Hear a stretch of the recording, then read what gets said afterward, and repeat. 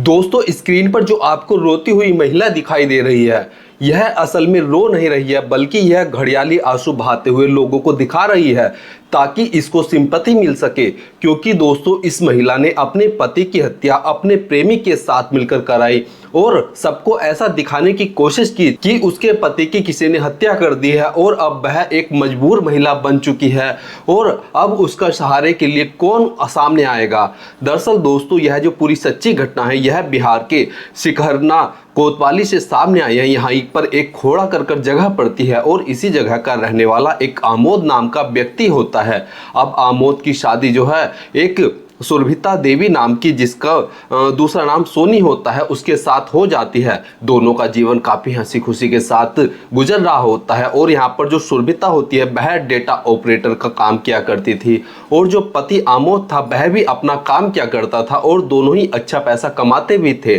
और यहाँ पर जो पति आमोद होता है वह अपनी पत्नी पर काफी भरोसा किया करता था और वह अपनी पत्नी को सभी बात बताकर रखता था। अब दोस्तों, एक दिन जब आमोद अचानक अपने घर पर आता है और जब वह अपनी पत्नी को देखता है तो उसकी पत्नी किसी गैर मर्द के साथ अवैध संबंध में होती है, जिसके चलते वह अपनी पत्नी को जो है काफी ज्यादा मारता पीटता है, उसके साथ जो लड़ाई झगड़ा करता है और इसी के चलते जो आमोद और जो सुरभिता होती है, इन दोनों के बीच मनमुटाव होना शुरू हो जाता है और दोनों के बीच अक्सर लड़ाई झगड़ा हो जाया करता था। अब दोस्तों, होता यह है कि जो प्रेमी विकास कुमार होता है और जो सुरभिता होती है, इन दोनों के बीच फोन पर अब भी बातें हुआ करती थी और इन्हीं सब चीजों के लिए जो आमोद यादव था वह अपनी पत्नी को समझाता था कि अब तुम्हें जो है इस तरह की हरकत नहीं करनी चाहिए और अपने प्रेमी से अब नाता तोड़ लेना चाहिए। और इन्हीं बातों को समझाते हुए जब सुरभिता इस चीज का जवाब देती थी तो दोनों के बीच लड़ाई झगड़ा हो जाता था। अब दोस्तों, पति आमोद जो होता है वह अपनी पत्नी के ऊपर काफी नजर रखना शुरू कर देता है, उसके ऊपर काफी ज्यादा रिस्ट्रिक्शन लगा देता है क्योंकि उसे अपनी पत्नी सुरभिता पर बिल्कुल भी भरोसा नहीं था और इसी के चलते जो पत्नी सुरभिता थी वह अपने प्रेमी से मिल नहीं पा रही होती है और इसी के चलते जो सुरभिता थी वह अपने प्रेमी विकास के साथ मिलकर जो है एक खौफनाक प्लान बनाती है और इस प्लान में वह अपने पति की हत्या कराने का फैसला करती है। और इसी हत्या को कराने के लिए जो सुरभिता होती है वह 32,000 अपने प्रेमी को देती है क्योंकि दोस्तों, यहाँ पर जो प्रेमी विकास होता है वह अपने एक दोस्त जिसका नाम गौतम कुमार होता है उसके माध्यम से एक शूटर को हायर करता है और उस शूटर को जो है 32,000 रुपए की सुपारी दी जाती है और इस शूटर का नाम गोलू पटेल होता है, जिसकी उम्र 20 साल बताई जा रही है। अब दोस्तों, तय किए गए दिन, जिस दिन पति आमोद की सुरभिता को हत्या करानी थी, उस दिन की जब समय आता है तो सुरभिता अपने पति की जो लोकेशन होती है वह अपने प्रेमी के साथ शेयर कर रही होती है और जो प्रेमी था वह शूटर के साथ शेयर कर रहा था। अब दोस्तों, होता यह है कि जब पति आमोद एक सुनसान सड़क पर पहुंचता है तो पीछा कर रही एक बाइक से जो है उसके ऊपर ताबड़तोड़ गोलियों से हमला कर दिया जाता है और पति आमोद को जो है 4 गोलियां लग जाती हैं। इसके बाद से ये जो शूटर होता है यह वहां से फरार हो जाता है और इस बात का घटना जब इस सुरभिता को पता लगती है और जो अन्य परिजन होते हैं उनको पता लगती है तो उनके ऊपर दुखों का पहाड़ टूट जाता है और इसके बाद पुलिस की जो है इस पूरे मामले में एंट्री होती है और पुलिस वाले जो है इस पूरे मामले की जांच पड़ताल करना शुरू कर देते हैं। और जैसे ही पत्नी सुरभिता से पुलिस पूछताछ करती है तो दोस्तों, यहाँ पर सुरभिता जो है बहुत ही ज्यादा रोने लगती है, घड़ियाली आंसू बहाना शुरू कर देती है, जिससे पुलिस को भी लग रहा था कि आखिर इस महिला की इसमें क्या गलती थी, इसके पति की जो हत्या कर दी गई है। लेकिन दोस्तों, जब पुलिस वाले सभी तथ्यों की जांच पड़ताल बड़ी ही बारीकी के साथ करते हैं और जब सुरभिता और जो आमोद यादव होता है उसके फोन की जो है call detail, call location, phone location जो है निकाली जाती है तो दोस्तों, पुलिस वालों को एक हैरान करने वाली चीज जो है पता चलती है।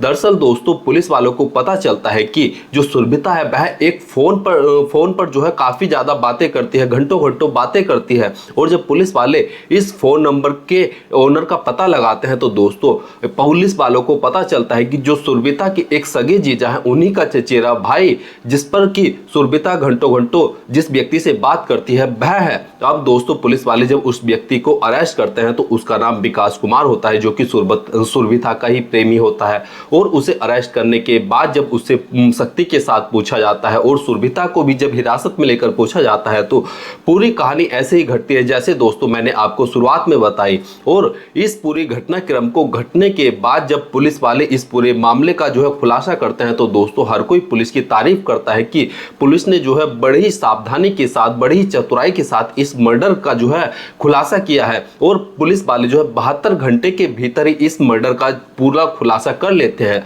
और सुरभिता विकास के जो साथ उनके दोस्त जो गौतम और जो गोलू पटेल होते हैं जिन्होंने मर्डर किया होता है, उन्हें भी पुलिस वाले गिरफ्तार कर लेते हैं और उन्हें जो है जेल भेज देते हैं। और इस तरह से जो है एक पत्नी द्वारा एक पति का जो है कत्ल कर दिया जाता है और उस पति की कोई गलती भी नहीं होती है। लेकिन दोस्तों यहाँ पर अगर सुरभिता को अपने पति के साथ नहीं रहना था तो वह अपने पति से तलाक ले लेती और अपने पति को समझाती कि अब वह उसके साथ नहीं रहना चाहती है। और यहाँ तक कि यह भी सूचना मिल रही है कि जो सुरभिता और विकास है उनके बीच जो है काफी समय से प्रेम संबंध था। जब सुरभिता की शादी भी नहीं हुई थी तब से विकास के साथ सुरभिता का प्रेम संबंध था। और यहाँ पर यह भी सुरभिता कर सकती थी कि वह शादी से पहले ही जो है मना कर देती और अपने घर वालों को बता देती कि वह विकास से प्यार करती है। और शायद इस बात के लिए उसके घर वाले भी जो है मान जाते और उसकी शादी विकास के साथ करा देते। लेकिन अभी जो इसमें पूरी कहानी में तथ्य जुड़े हुए हैं, जो इस पूरे मामले के पीछे का रहस्य है, अभी इसमें और भी कड़ियां खुलना बाकी है और पुलिस वाले जल्द से जल्द इस पूरे मामले का जो है खुलासा भी कर देंगे। दोस्तों इस पूरे हत्याकांड में जो अवैध तमंचा यूज हुआ था वह भी पुलिस वालों ने बरामद कर लिया है और उसके साथ साथ कुछ जिंदा कारतूस भी पुलिस वालों ने बरामद किए हैं। अब पुलिस वाले इन कातिलों से जो है यह पता लगा रहे हैं कि आखिर इन्होंने यह अवैध तमंचा और जिंदा कारतूस कहां से लिए हैं और उनके ऊपर भी पुलिस वाले जो है कार्रवाई करेंगे जहां से यह तमंचा लिया गया है। और इसके साथ साथ पुलिस वाले जो है अन्य जो और भी चीजें हैं उनकी भी शिनाख्त कर रहे हैं और जल्द से जल्द उन आरोपियों को भी पकड़ा जाएगा जिनसे इस गोलू पटेल नाम के शूटर ने जो है तमंचा खरीदा था और